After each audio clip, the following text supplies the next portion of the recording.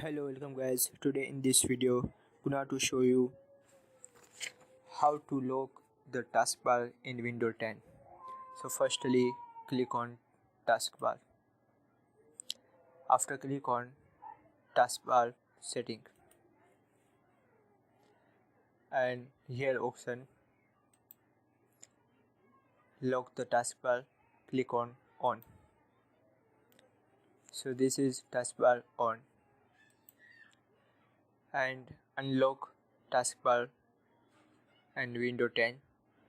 So firstly click on taskbar. After click on taskbar setting, and here option lock the taskbar. Click on so taskbar off. So this is very simple and easy method. Thank you for watching my video. Please subscribe my channel.